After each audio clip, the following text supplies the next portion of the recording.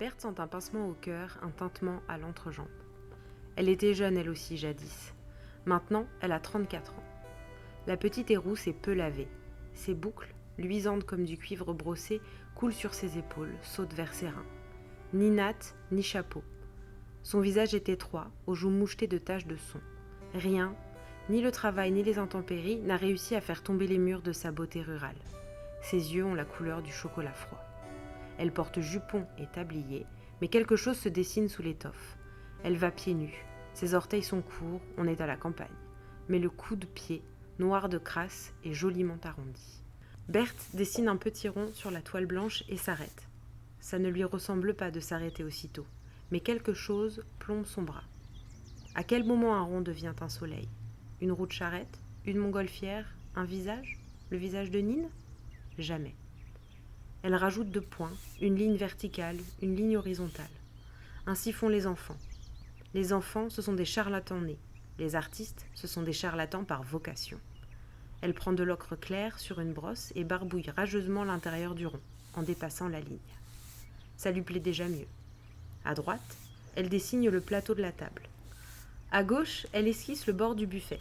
L'espace se ferme comme un volet. Elle trace la silhouette de la fille. Vite, 2 pieds et une ombre.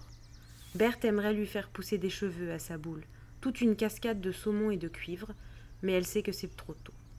Elle s'attaque à la fenêtre. Quand est-ce que du jaune devient de la lumière, du vert un buisson ? Jamais. Pas trop vite, pas trop vite. Berthe respire un coup. Le monde se niche au creux de sa main, dans un équilibre parfaitement instable. Elle rajoute une touche qui ne veut rien dire et soupire.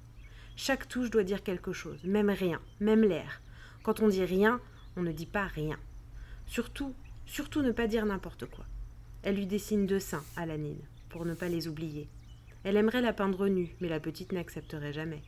C'est déjà un miracle qu'elle pose pour un portrait en pied habillé. Elle a dit qu'elle le ferait si on la paye. Eugène a rigolé. Il lui a donné une pièce qu'elle a glissée dans sa ceinture.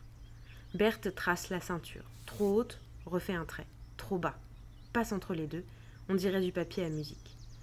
Elle teint la robe en bleu à la brosse large. De la térébenthine coule. Vite un chiffon. Ce n'est pas le bon bleu. Il faut que ça sèche un peu pour continuer. En attendant, elle travaille le fond. Des aplats provisoires. Les mains. Il faut placer les mains, sinon c'est trop tard. Trop lent, trop lent. Il faudrait tout faire en même temps. Il faudrait qu'elle en ait 10 des bras, comme la déesse Shiva. Il faudrait qu'elle en ait 100 yeux, comme la mouche. Le désir de peindre un bon tableau devient très fort. C'est bon le désir, c'est un bon guide, on peut peindre avec. Le désir est une couleur qui n'a pas de nom.